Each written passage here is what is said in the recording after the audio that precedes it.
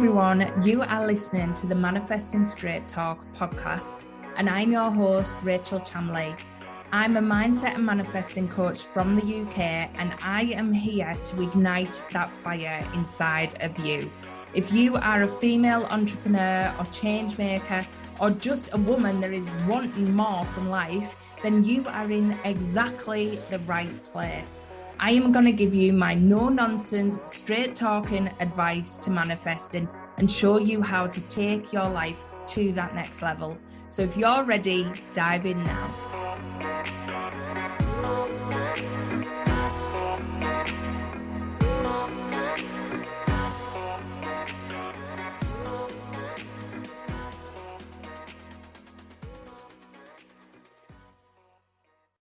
Hi everyone, welcome to this week's episode. I am joined by the lovely Beeta. Now I'll try and pronounce Beeta's last name, Hashempour. I think I've got right. Yes, exactly right. Hi Beeta, thanks for joining me. Merci for having me. So Beeta is a French lifestyle coach, and we met on Instagram through another friend, but our love of France and all things French as well. So Beeta, thank you for joining me. And how did you come across or get into being a French lifestyle coach? Please tell me more. Yeah, so first of all, I have to say it's always fun to meet, fellow Francophiles. I love that. I always thought we were a really small bunch, but then when I actually got into this space, I realized, well, there are a ton of people just like me who love all things French. But yeah, I actually started coaching women with the French lifestyle techniques that I use after I spent a year living in France. Before that, I had always traveled to France and I had spent, month-long periods there. So I knew quite a bit about the French culture. Yeah. But it wasn't until I actually got to live there for a year and experience everyday life and be presented with multiple everyday situations where I got to see how real Parisians and French people actually live. Yeah.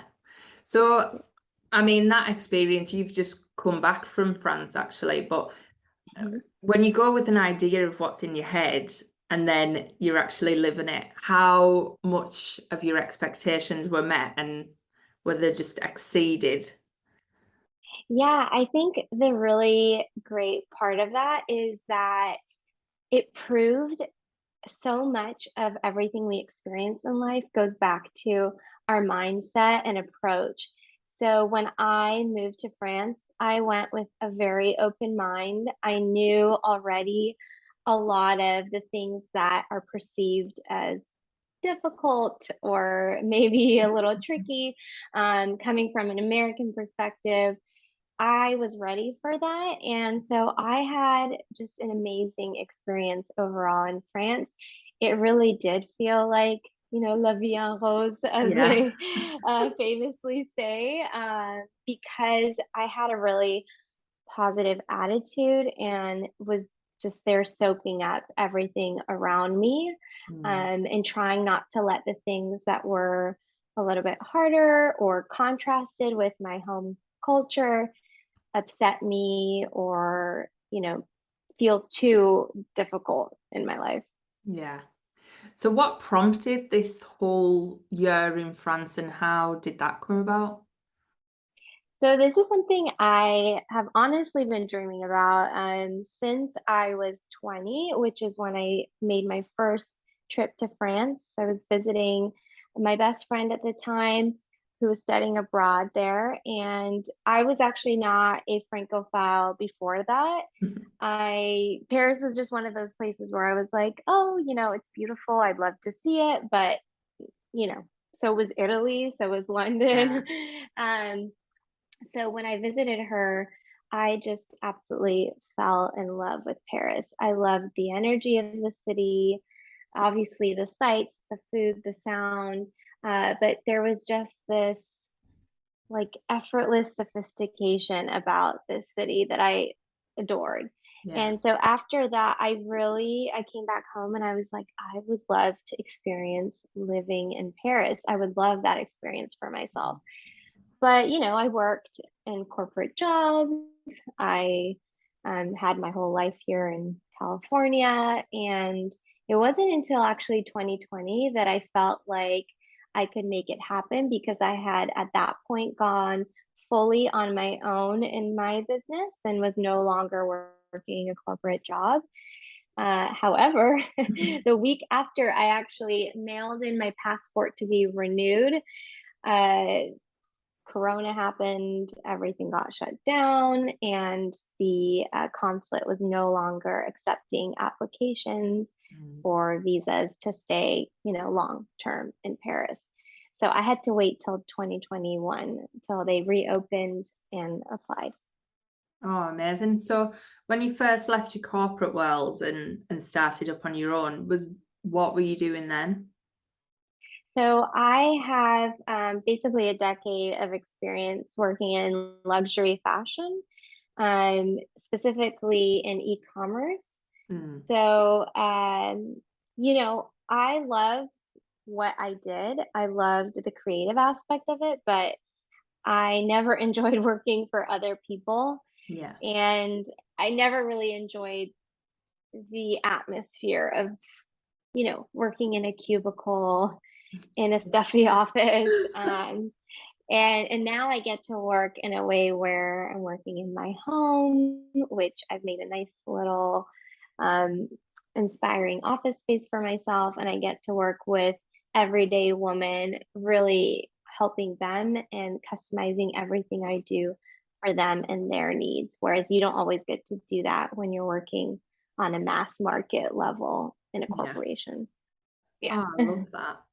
And I mean, it's just, I know COVID got in your way slightly, but it's just incredible that you still got to go and experience France. So I love, is it a Francophile that you call people? Yeah. I've never heard that Exactly. term before. Oh my gosh, yeah, yeah. It's basically anyone who is just in love with France and all things Yeah. French.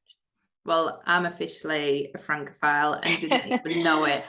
It was funny because I'm sat with a little jukebox that you wind up on my desk, and this sings La Vie en Rose to me. And I Oh, use I love it to kind that. of get myself back into that abundant state and just feeling amazing. So that is Yeah, already on my desk. I Yeah. love that. There was plenty of times where I would be walking around the city and I would just put, music like that. And it's just so great to put you in that high vibe place. And I still Yeah. do that now when I'm back home and I want to feel connected to France. I'll often play songs by like, Angèle, who's really Yeah. popular right now in France. And Yeah. yeah. I mean, after going to France, I wish we knew each other then because we could have met I up. know. But I was there in March, and that was the first time I've been since being an adult. I mean, I went when I was a kid, but it was just incredible. The atmosphere and just the energy, like you say, you can't even describe it. I mean, Hmm. me and my partner both were just so relaxed there and just like, oh, this has to be somewhere that we go to regular. It was so Hmm. good. Yeah, it's a big contrast to America. And I always compare America because obviously that's where I'm from and have the most firsthand experience. Mm, But, even in America, and I'm in California, which is a pretty relaxed area yeah, compared to a lot of other states. But, even in California, when you sit at a cafe outside, you still have a sense of like, okay, I need to, hurry up and eat my lunch and get up and go back. Like, I yeah, feel too guilty sitting here, not working for this long. And we have these sort of habits and ideas here in the States. And in France, there was just a completely different vibe. I mean, you could literally be sitting in a cafe for 4 hours with someone over a meal and no one would even blink an eye. And it's just Yeah. completely normal. And that was something I really, really appreciated, was just that ability to slow down, Mm, for that year that I was there. yeah. So, I mean, that was something I found. It was normal holidays. Normally, when you're working hard before it, you maybe take a couple of days to just sink in. But as soon as I got into Paris, it was like, oh, I'm just here. And I felt that energy just expand, but nicely. And I think, Hmm. yeah, it's just amazing feeling. But what did you experience when you were there? What was your highlights? Yeah, I mean, I think for me, actually, the highlights were basically what I do. I have an online community as well, full of women who love all things French.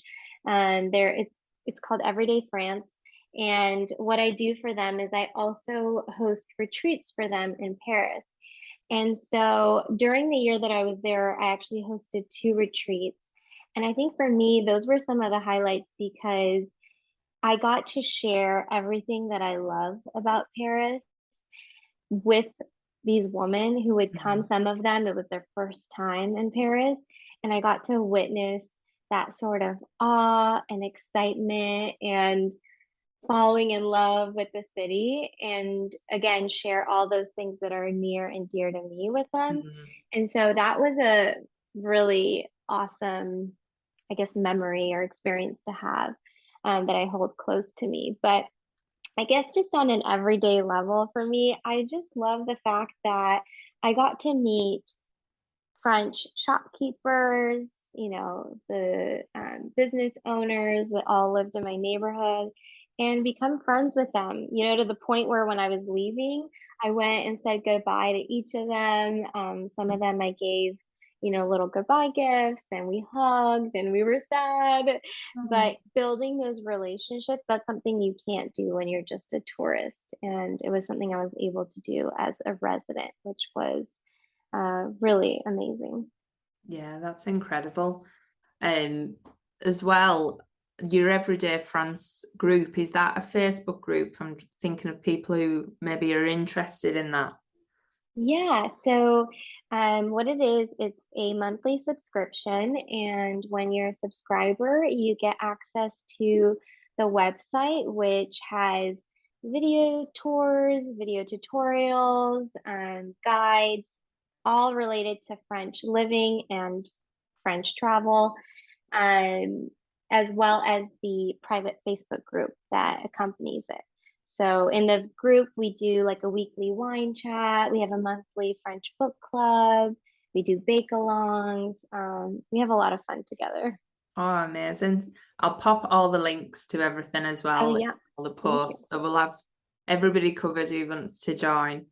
Um, as well, how are you now bringing France back to California in your day-to-day life? Yeah. So one of the things that really actually inspired me to start coaching was the fact that I was seeing firsthand how French women were often facing the same, everyday challenges that women all around the world do, whether it's being a wife, a mom, a career woman, just, living in modern society. And yet they still had this ability to really prioritize themselves, practice self care, and enjoy life. I mean, you would see women all the time, sitting at a cafe with a girlfriend, enjoying a glass of wine, and they were carving out that time for themselves. Mm, And I felt like this is something all women should be doing and deserve to be doing and having in their life. And I think that we as women have this habit of putting ourselves on the back burner. It's just kind of, we come from a place of always wanting to nurture and take care of everyone else. And it's like we know we should do all the things, but actually implementing it is often the challenge. And so I really wanted to help women, bridge that gap, be able to feel the way they feel when they are visiting somewhere like Paris, where you're relaxed and have that sense of calm and zen, and use that to really help implement daily habits that will make you feel good in your own skin and make you approach each day with a sense of confidence, effortless sophistication, and just, feeling amazing, feeling like $1,000,000 when you walk out the door. And so the first person I actually worked with was my sister. She's a teacher. She's 39 years old, and she's one of those people. She's also a Francophile, but she was always like, well, I don't know. Like, I don't know what to wear. I don't know how to do my makeup. I know I want to look and feel pretty, and I just don't know. I feel overwhelmed on how to do this. And also, I take care of like 150 kids all day long. So, how do I bring more Zen and self-care in my life? And so I worked with her on a really informal basis. And she was like, at the end of, the time we worked together, she was like, you need to do this for other women. Yeah. So, yeah, that really launched me to actually get serious and start offering it to other women.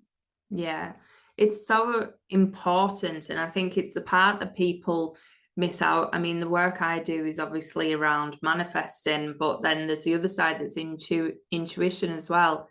And I find that when people are looking to manifest, they miss out the part where it's act as if, and you up in your vibration, they do the belief work, things like that, but they're not doing the bit that really kind of is that action around really hiring your vibe.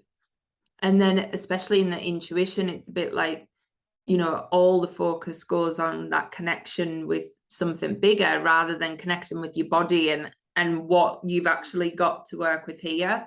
And I think that's really key, because if you're not feeling good, yeah, you can meditate all the time and things like that, but you're not gonna lift that energy and lift that vibe without doing the whole package. 100%. I tell women all the time, I'm like, you could see a French woman wearing a white t-shirt and blue jeans, the most simple outfit. And yet when she walks by, you just think like, wow, she looks so chic and amazing.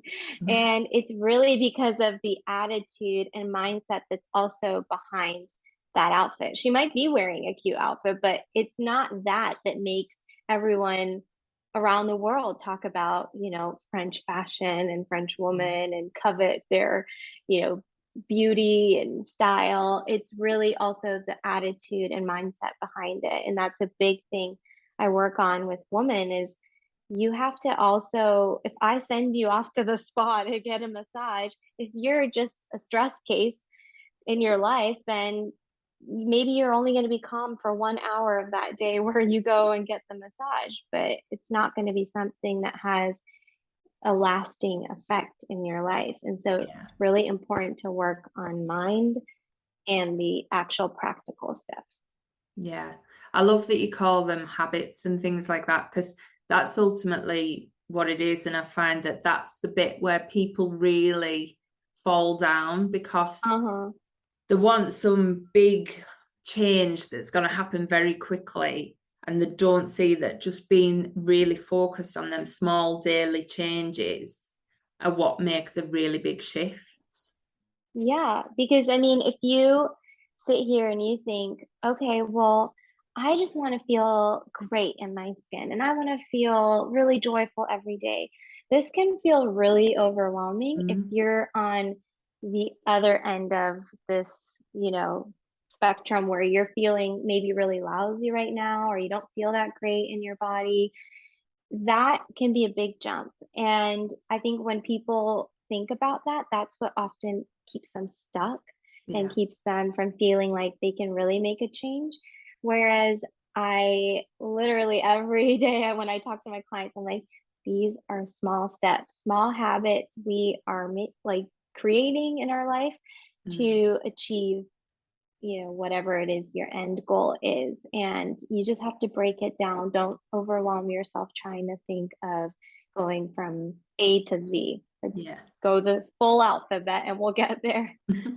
Because I always say, you know, we don't know the how really, and you don't often know the end goal of what you want. I mean, I always say, you know, follow your desires, but it's follow your desires every single day, because your desire today could be something completely different tomorrow, and you don't know until you start that pattern of movement, I think, to be able to follow that path.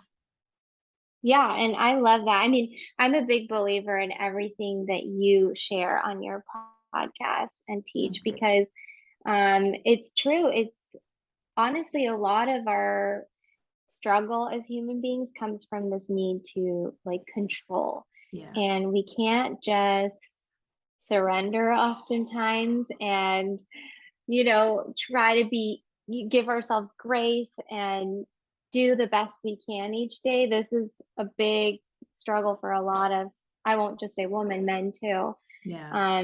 So you're so right. We don't know the how, and it's not really our job to know the how. No, and it would be boring if we did. Yeah, We always want definitely. it, but it's like we don't want to know all the steps.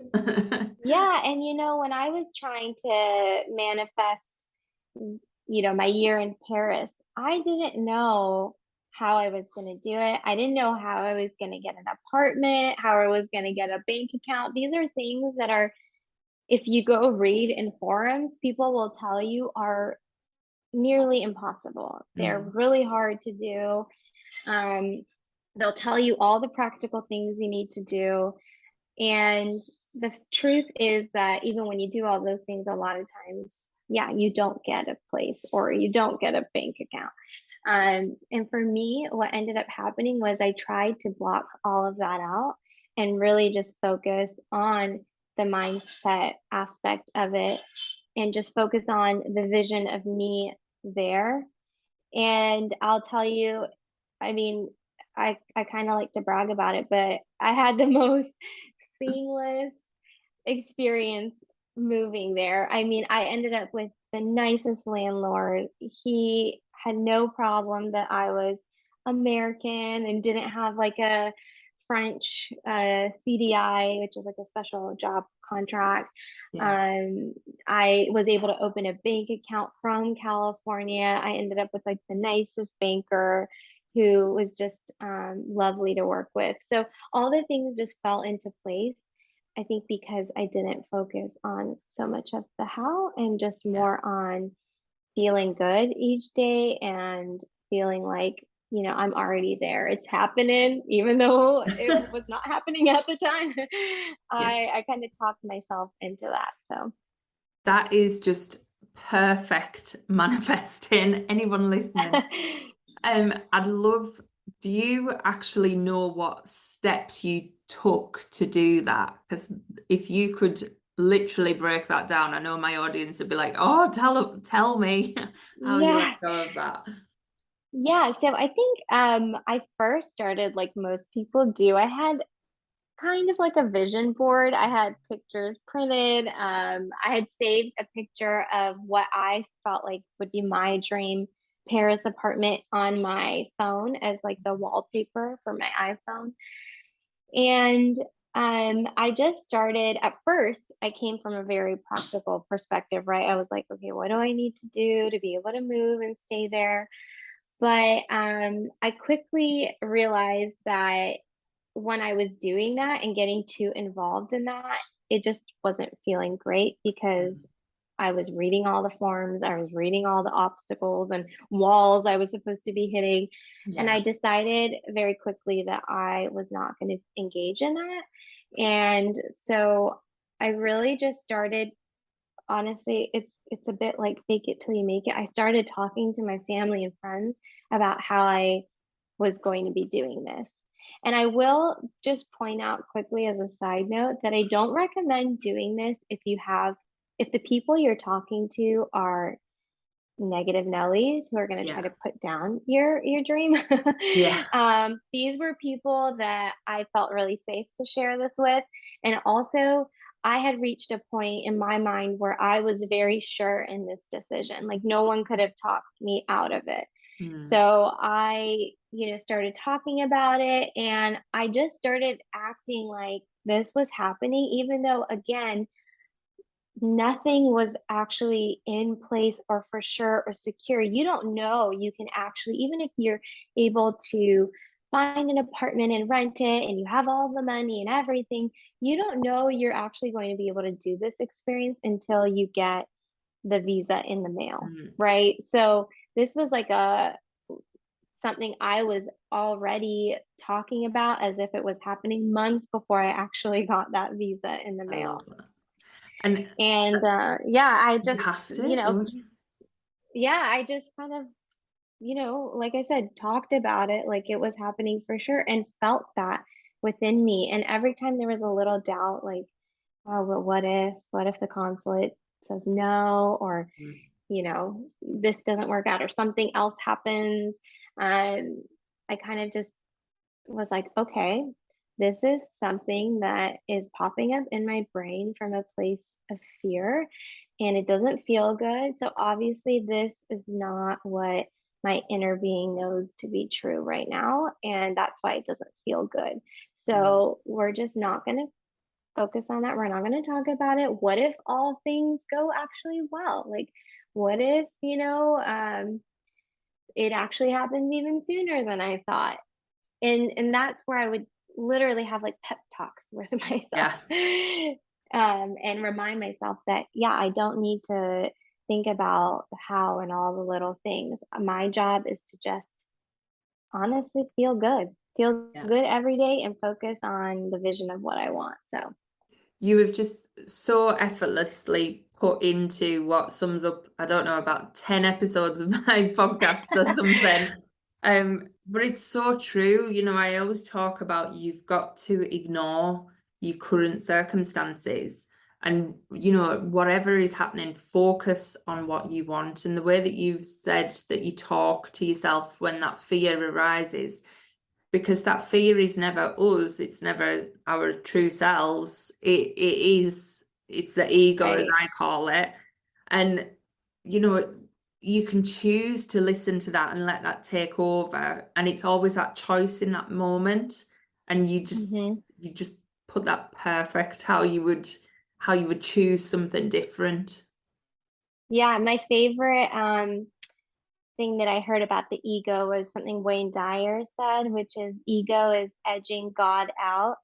And I think that is so, so true, because in that moment where you're letting your ego kind of do the talk and make the decisions in your life, you really are edging God or the universe or source, whatever you want to, refer it to, as that's what you're doing. You're pushing that out and you're trying to act like you know everything and you know best. And I think that's just, it is pretty arrogant and egotistical to think that we know everything and we know best. There's been so many times in my life where I've been proven wrong. And that's another thing too. When I do those little pep talks with myself, I try to remind myself of all the times something happened or worked out. And it happened in a way that I could have never, ever imagined, and I'm like, oh man, I could have sat there and planned all the ways that XYZ was going to happen, and I would have never, thought of the way it actually did. So I think those can be really positive uh, sort of affirmations and scenarios to think about when you are feeling a little fearful or doubtful. Yeah, definitely. And that was such a good way of explaining it, that who are we to think that we know it all? We just don't. And everyone will have a story where they look back at something and think, I could not have written how that went. Like, I could never Hmm. have even imagined. And my whole existence now is pretty much like that. The things that are happening, I'm like, wow, I didn't see Yeah. any of this coming. So, Yeah. it's, Yeah, and even the negative things I think that happen that we feel are negative in that moment, like the moment where I decided I wanted to go to Paris and then COVID, happened and I was forced to obviously stay home and put that dream on hold.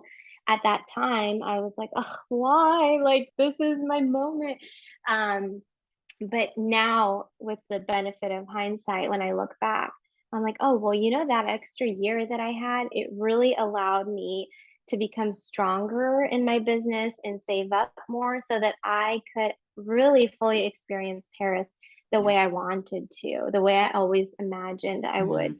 So I think sometimes we have to remind ourselves too that sometimes those things that happen in our life that don't seem like they're great, it seems Mm. like a bad thing, they can actually really be an awesome thing and just sort of like a course correction to get Yeah. us on the right road. Yeah. You always look back at the dots and, they always make sense, but they're never going to make sense when you're in it. You just Yeah. only when you look back.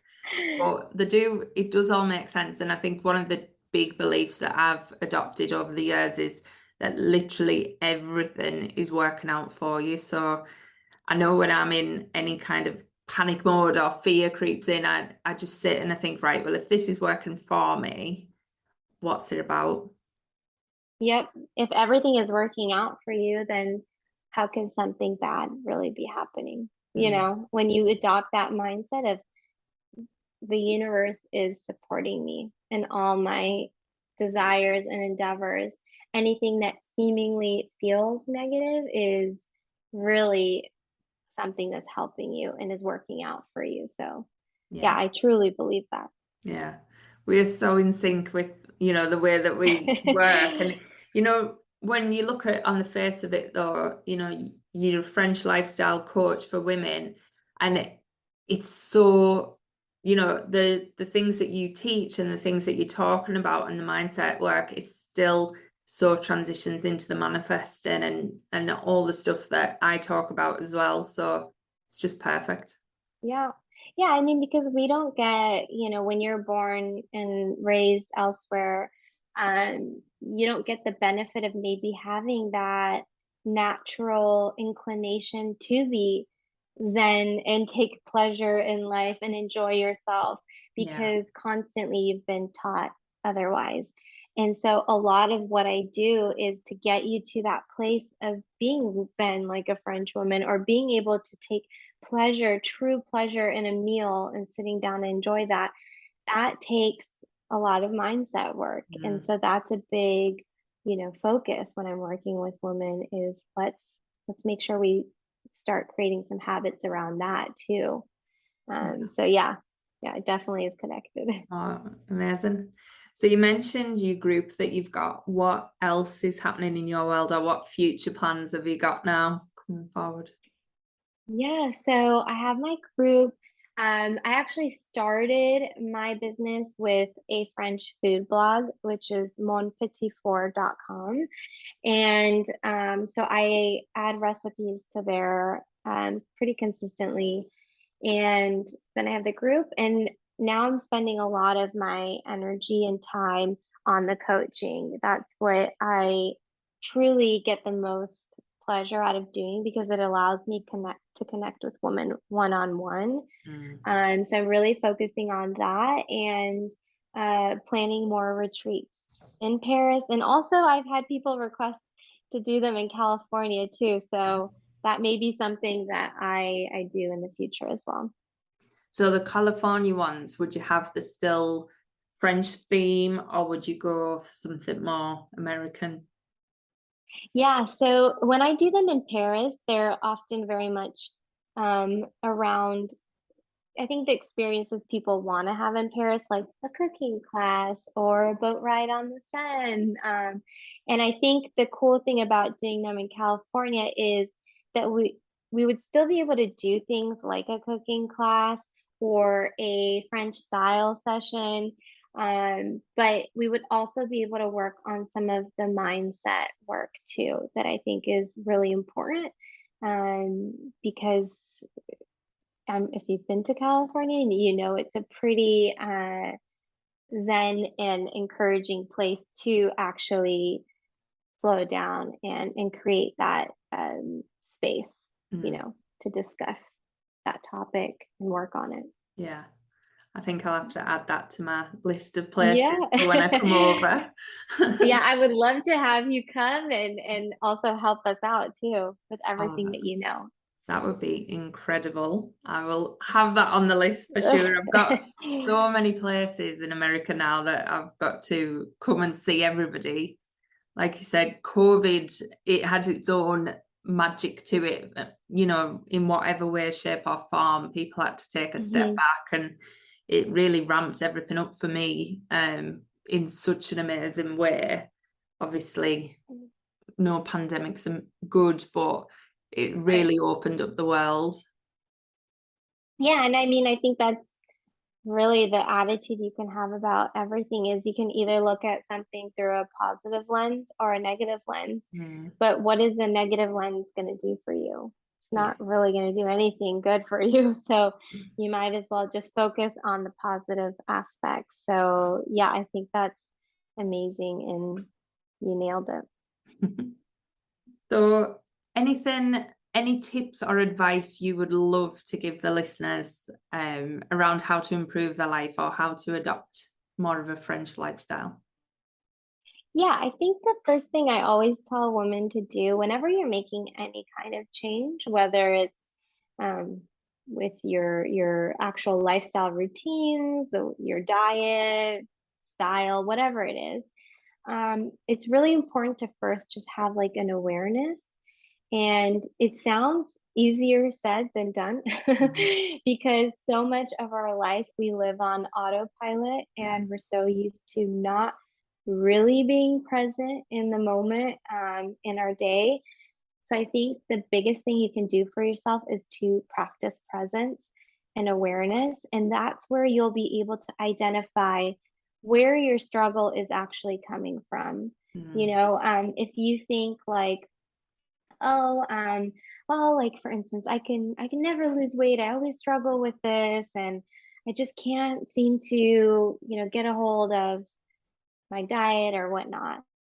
If you actually practice the presence and awareness throughout the day, you might identify what's triggering those instances where, let's say, you're overeating or you're feeling stressed and that's leading down like a negative spiral.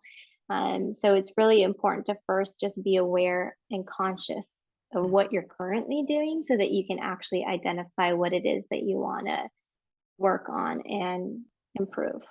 Yeah, that's so key as well, because we talked about habits before, but even the thinking habits, that's what they are. You know, you'll have certain things that will drop in at certain points, and you'll do it so regular without even thinking about it. You're just like, that's just who I am. But actually, it's not. It's all learned behavior, and to understand what's prompting that behavior is so key to, like you say, any form of change.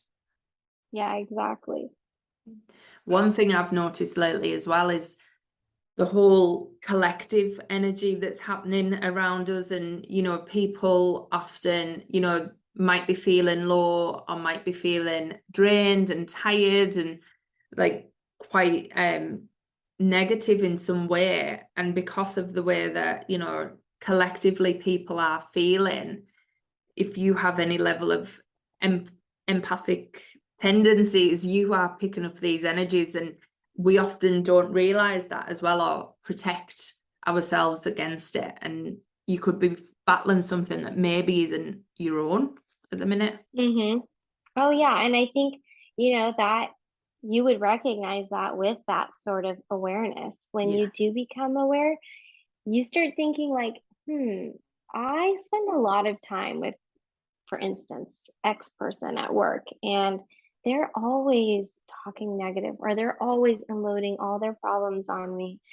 And it will inform you to make that choice to maybe add some distance between yourself and that person. And like you said, protect your energy. My favorite thing that I've heard is that, you should focus on spending time with spending time with people in your life who would be considered expanders. And expanders are just people who are going to make you feel good, raise your vibe and improve your belief system, expand it, and just make you see the good in everything and the potential in everything. And so if you're not hanging out with those people right now, it's worth considering maybe, making some changes there too. Yeah, definitely. It's kind of the 5 people that you're surrounded by is ultimately the sum of who you currently are. And Mm-hmm. often I think it's not even the 5 people you're surrounded by, but the 5 people who are in your head. So the ones that you think, if I do this, what are they going to say? Or what are they, Yeah. that's often it's people's mums or grandmas or Mm-hmm. whoever it is that you try and impress. Sometimes we take on their opinions even before we've even made one ourselves. Right. Right. No, totally. And I feel really lucky that my mom and sister, who I'm very close with, are both, on the same vibe as I am, and they believe in the same concepts and ideas. So it makes it a lot easier. We Yeah. we like, champion each other and give each other pep talks and Mhm. make each other feel good, which really helps because Yeah.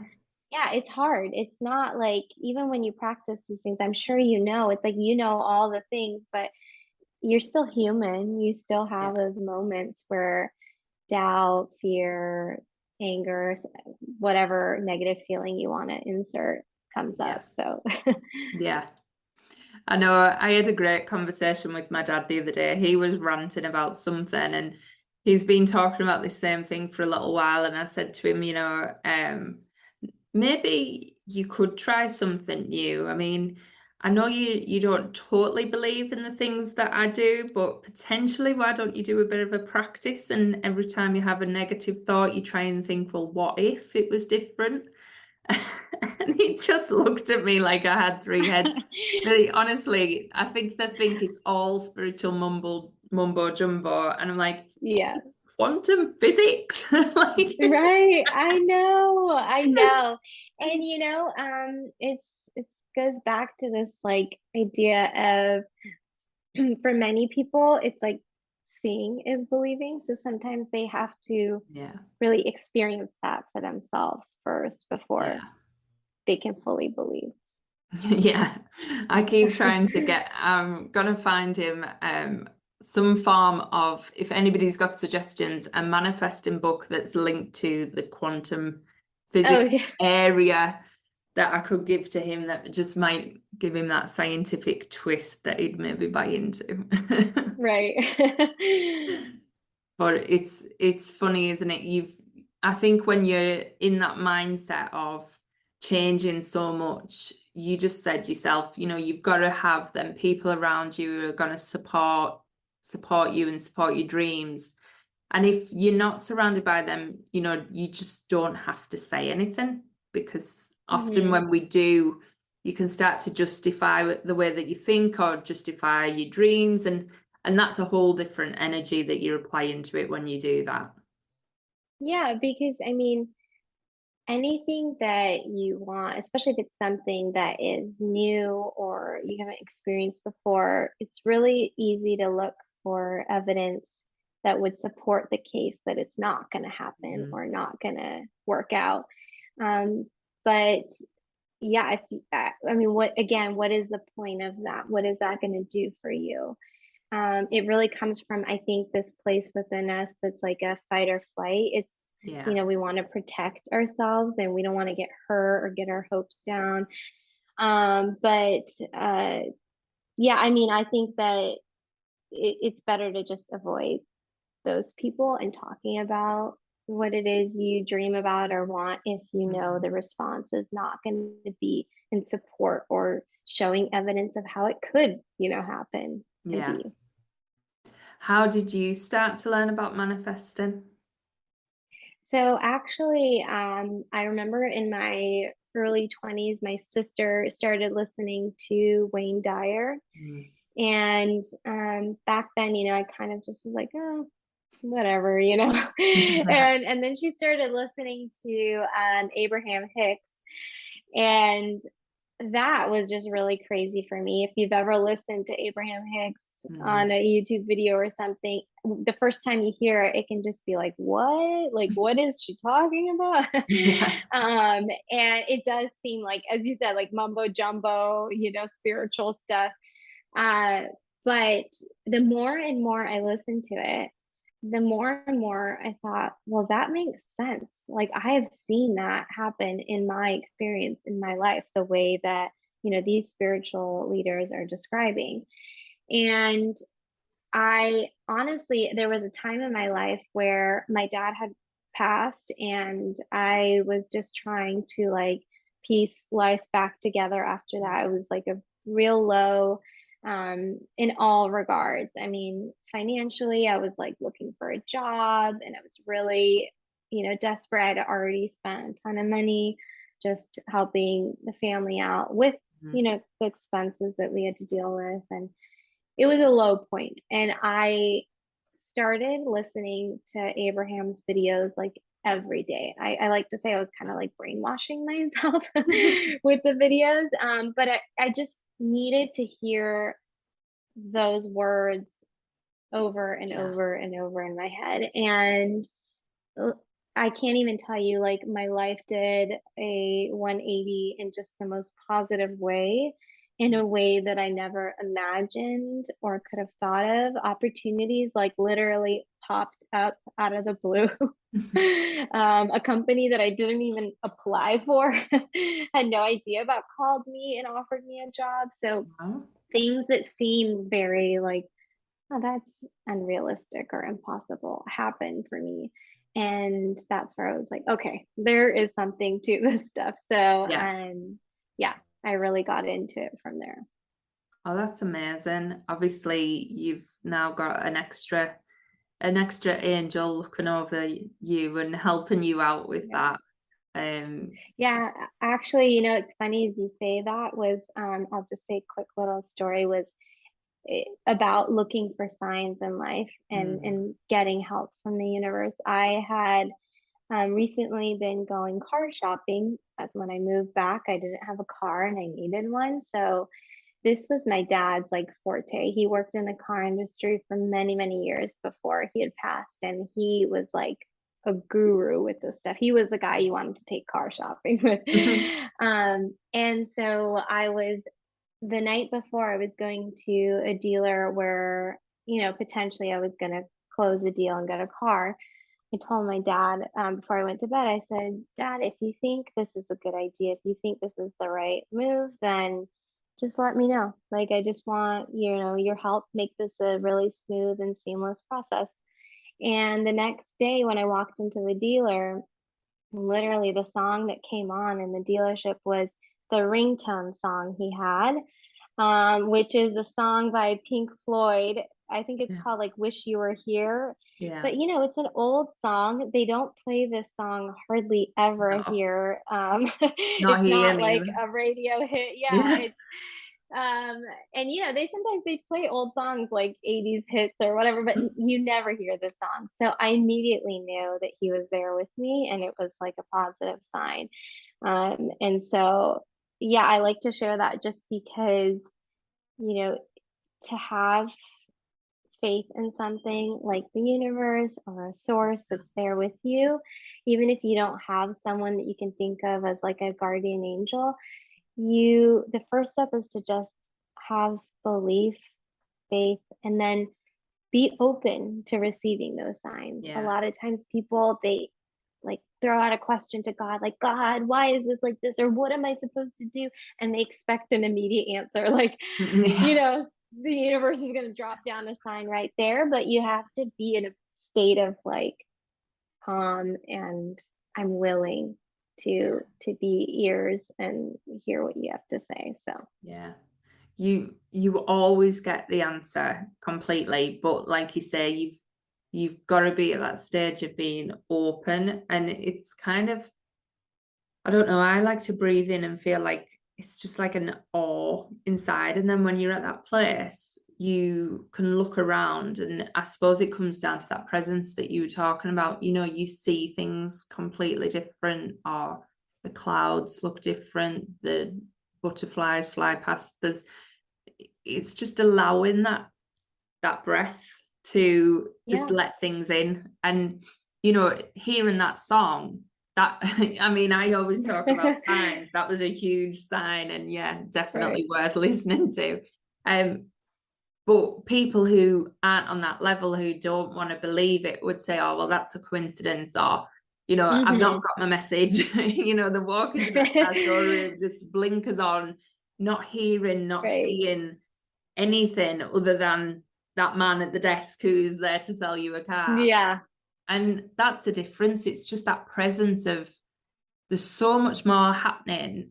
And even around anyone now, when they're listening to this, just have a look outside of you and see how your external environment starts to change if you just expected to see miracles.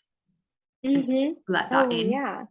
Yeah, and I think that's why you know, a lot of times like people will encourage you to meditate or sit out in nature for a little bit. It's really to just quiet your mind.